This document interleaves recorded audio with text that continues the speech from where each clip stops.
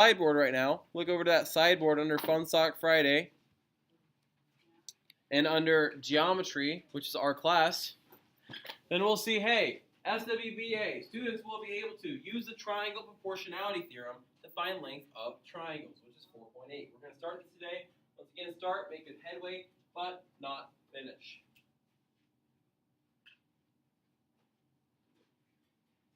Also, before I forget, we will be math testing on Monday and Tuesday. So we'll have this class on which day next week? Tuesday. We'll be math testing on Tuesday, so make sure you bring your computer and charger for that.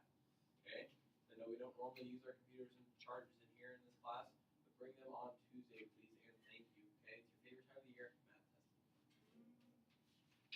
So, 4.8 now. Triangle proportionality theorem and using proportional relationships.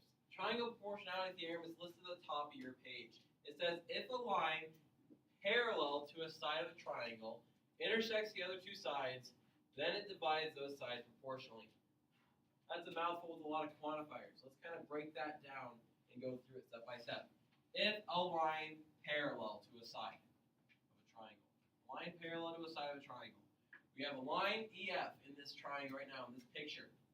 A line EF, and we're saying it is parallel, might be hard to see up here, parallel to a side of the triangle BC. We're told here segment EF, or line EF, should be, is parallel to segment BC.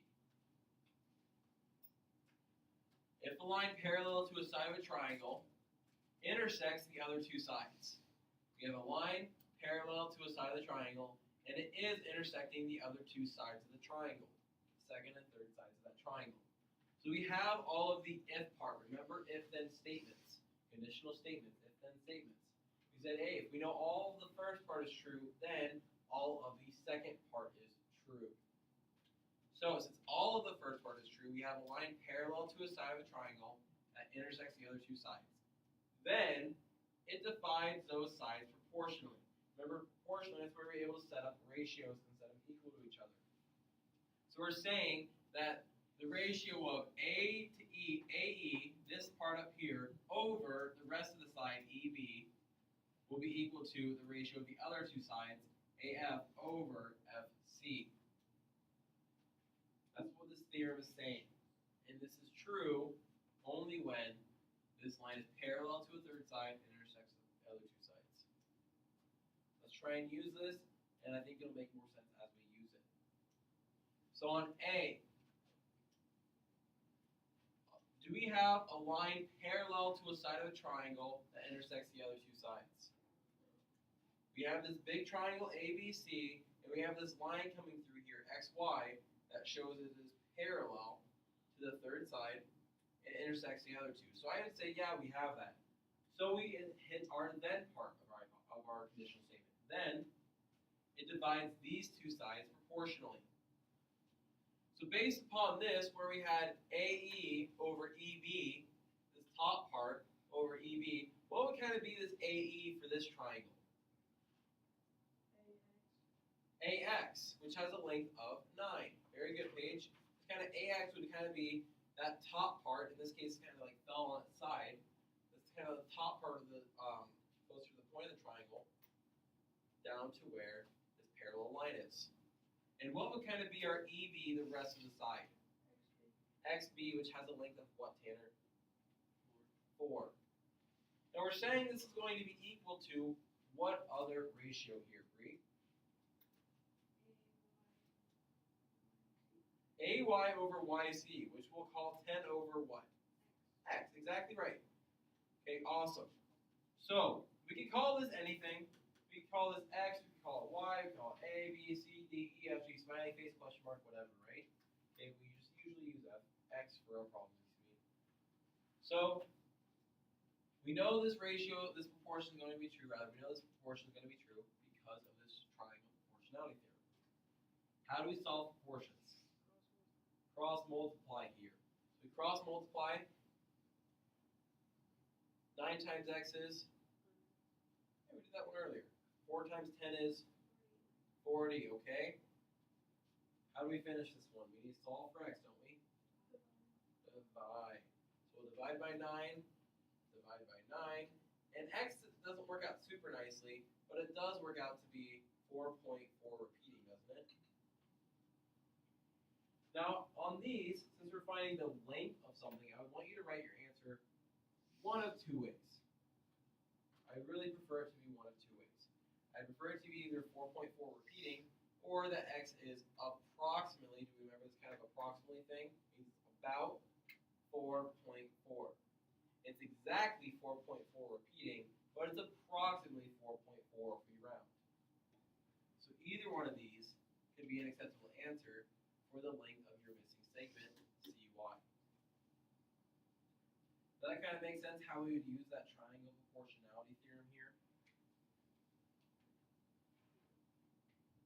I'm hoping that does.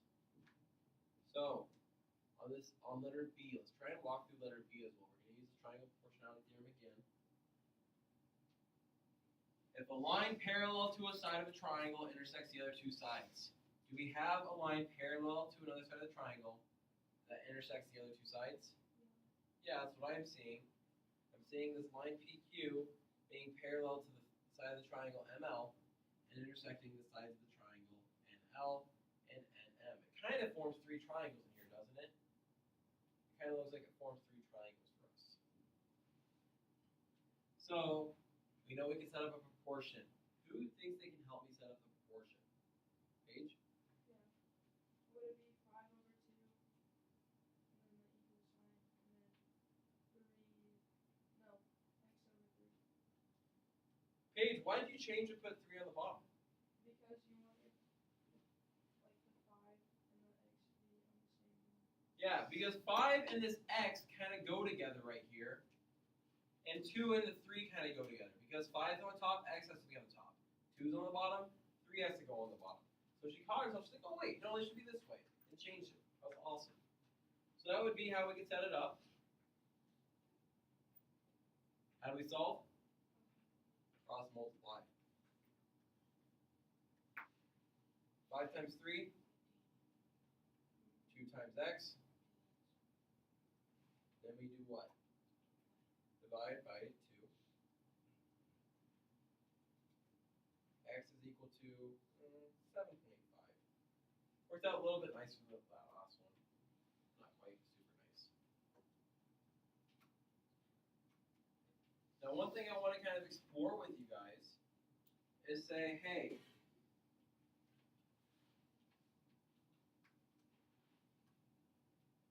actually, no, I want to do it on the next one. Sorry, I was getting ahead of myself. I want to do it on the next example. But do we first, before we move on, do we have questions on this example or A? On using our triangle proportionality theorem. Okay, hey, do you guys remember how last semester, chapter 2, we had all of these different things, conditional and so on and so forth. We said if then, and then what happens if we reverse the order? We say, take the hypothesis, put it where the conclusion is, the conclusion, put it where the hypothesis is. What's it called? The converse. And we use that converse a little bit in chapter 3 and chapter 4 for theorems. And guess what we're going to do again? We're going to use the converse of the triangle proportionality theorem. So our original one said, hey, if a line intersects the other two sides and it's parallel to the third side, then it divides the sides proportionally. Now we're saying word vomit. Now we're saying if a line divides two sides of a triangle proportionally, if this line goes through here, divides the sides of these triangles proportionally, then it is going to be parallel to the third side. That kind of makes sense?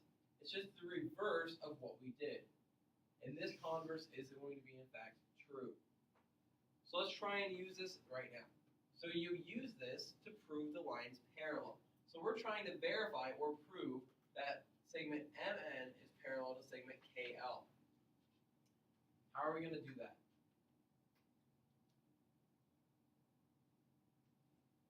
Well, this converse of the triangle proportionality theorem tells us that we have to prove that these sides are proportional. If the sides are proportional, being divided by Mn, then it's going to be true. So what ratio, what proportion could we set up here? 3?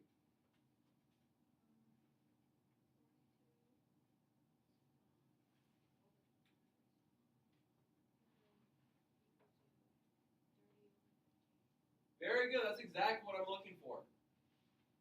So just like before, we kind of took this one part, 42, put it over 21. We said that equal to 30 over 15. The only difference now between the last one and this one is that we know all four sides, but we don't know that the lines are parallel. Last time, we knew 3 of the 4 sides, but we knew the lines were parallel. So, we have to check to see if these ratios are the same. We have to check to see if they're equal. We have a couple ways we can verify that. What's one way we can check that? Simplify. What's 42 over 121 simplified by? It simplifies 2 over 1, dividing both by 21. 30 over 15, 2 over 1 as well. You can divide them both by 15. So are these the same? Yes. So we can prove and verify that segment MN is in fact parallel to segment KL. What's another way that we could have proved if these two were equal? Should put a question mark above there. Agree? Yeah, we can cross multiply and check. So you can cross multiply and do these.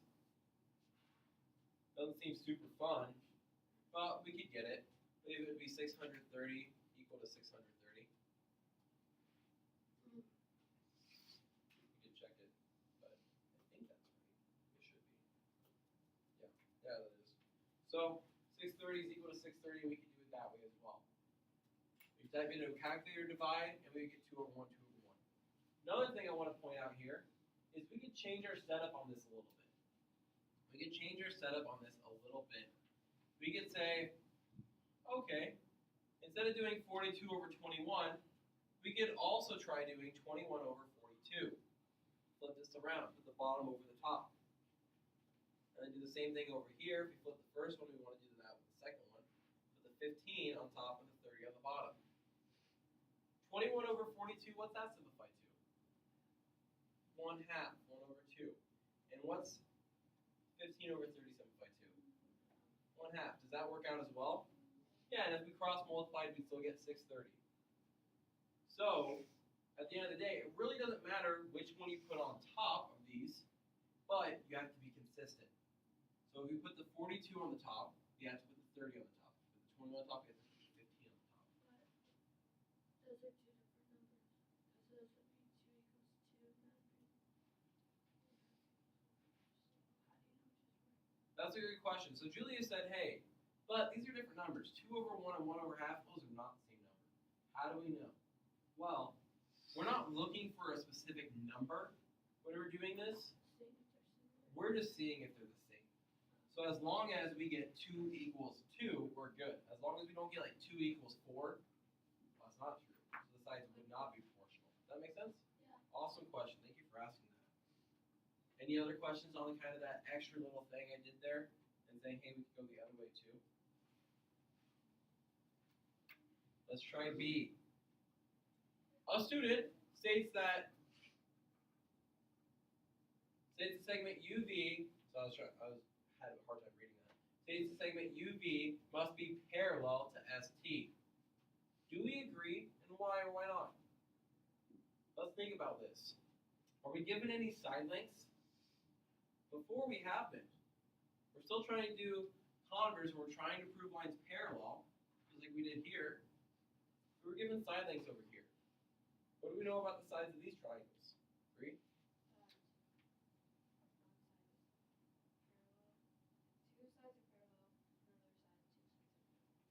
Two sides are Equal. congruent. Yeah, equal in length. There you go. Okay. I knew what you meant. So we know that on this left side, RU is congruent to US. And we know on the right side, RV is congruent to BT. So we know their lengths are the same, don't we? What do you want to call this length? What's that make this length automatically? X, because they're congruent and have the same length, right? Like if one is 5, the other one's 5. What did we call this length? Why? Why did you choose a different variable? Because we don't know if it's the same with the first one, so we want to call it something different. What do we call VT? Why? Because it's the same as RV. So if we were to set up a proportion like we did over here, what would we set up? X over X equals Y over Y. Hey, does it equal it? What divided by x be? What's anything divided by itself? 1. 1. Anything divided by 1 is itself. If you have 5 pizzas, 5 people to eat the pizzas, how many pizzas does each person get? 1. If you have 200 pizzas, 200 people, how many pizzas per person? 1. No matter what the number is, as long as it's divided by itself, it's 1.